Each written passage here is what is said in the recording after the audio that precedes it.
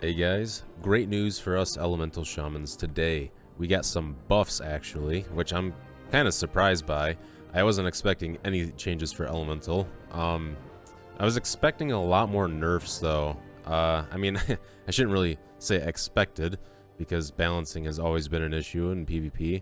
But we did see some like Demon Hunter nerfs, and I was kind of surprised at some like the Frost Mage buffs and stuff. But you guys can take a look at these. I'm sure they'll be on Wowhead soon. Right now I'm on the Blizz Tracker forums, so you can take a look at these.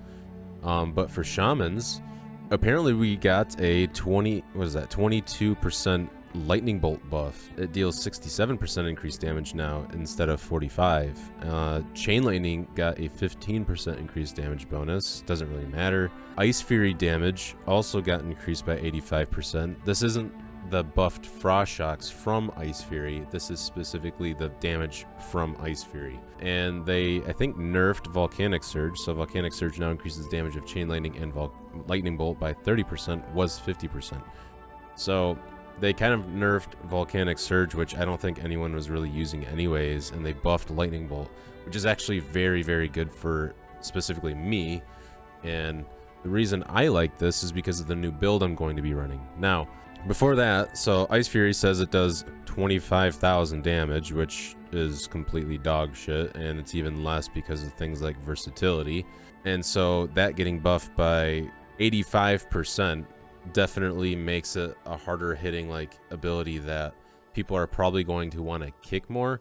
They're actually going to want to stop the Icefury cast. A lot of people will kick it just because they don't really understand what it does, but a lot of people will just kind of let it go because they know it doesn't really do any damage.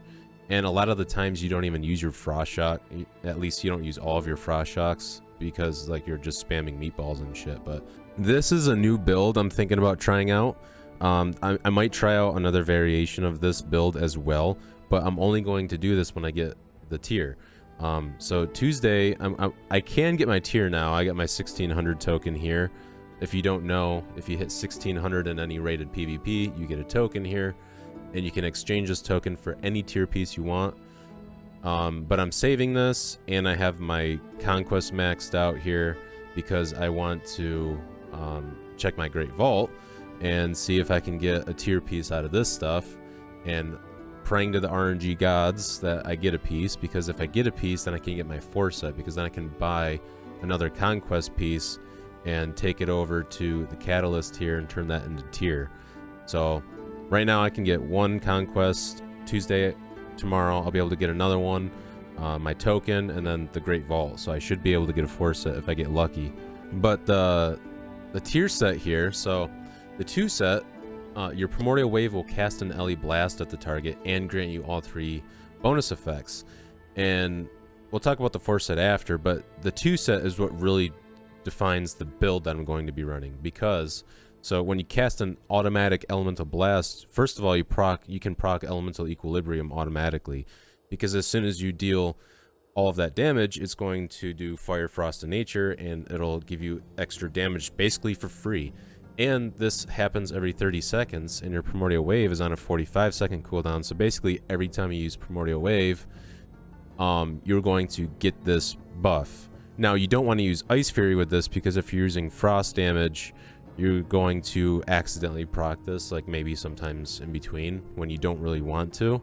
But, I mean, you still use Frost Shock for slowing, so there's always that possibility, but generally you're going to want to avoid trying to proc this outside of your burst window. Now, the thing I'm really liking about this is I'm going to try running more mastery instead of haste.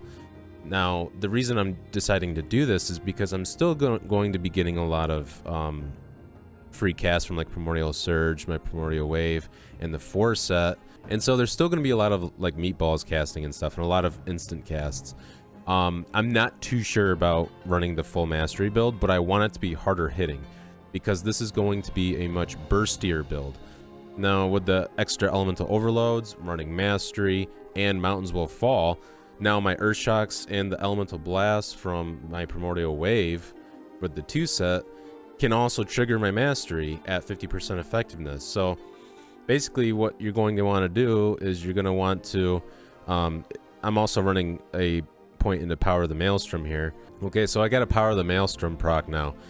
And so as soon as you get that, you're going to want to use your Stormkeeper, your Primordial Wave, which procs your Surge of Power with the 2 set, and then you can instantly use a Lightning Bolt because of that. And then you can Earth Shock, Lightning Bolt, your other one. So your burst rotation will be a little bit smaller because you don't have to do that first Earth Shock.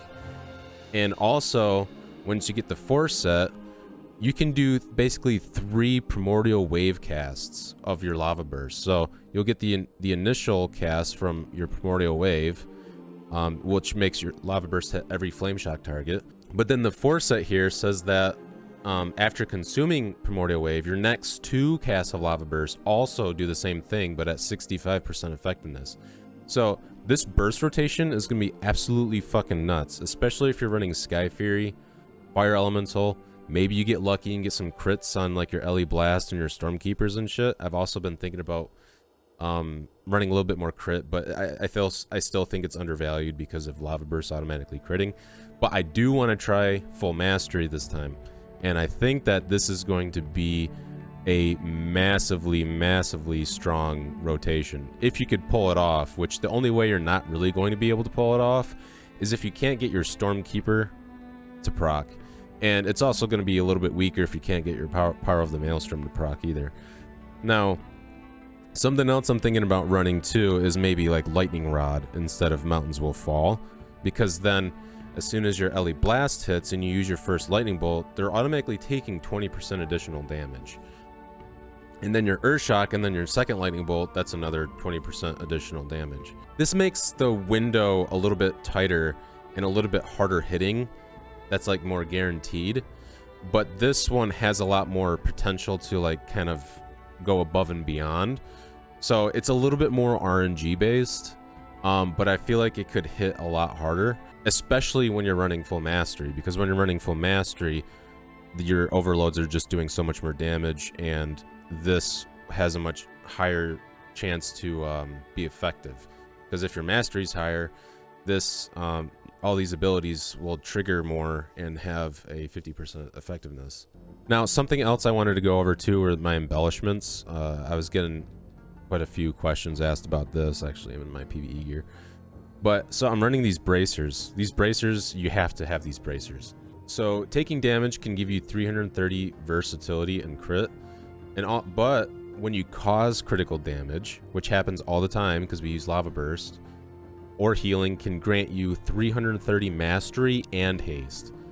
That's huge. That's the main reason you want to use these bracers. Since we always do critical damage, you basically are guaranteed tons of mastery and haste for free. So you want to get that. And then the second piece is kind of optional. You can get the Elemental Lariat necklace. You could get the boots where, actually I have them right here. You could get these types of boots where when you apply a loss of control effect to an enemy, interrupt, dispel, whatever, you increase your primary stat, but you can only do that once every 30 seconds. So these are very good as well because you're always dispelling, interrupting, or applying some kind of loss of control effect. We have tons of those abilities, so those will get a lot of value. But also you could use the precog helmet. I like to use this mostly in Battlegrounds. Some people were calling it out in the last video, which I didn't really think that much about, but I use this helmet a lot in Battlegrounds because I do a lot of self-healing. And so when I can juke a kick and just get free casts of healing on myself, because I'm not always guaranteed to have a healer near me, that's why I like to use this helm. It's very, very strong in solo content like World PvP, Battlegrounds, maybe even 2v2, stuff like that.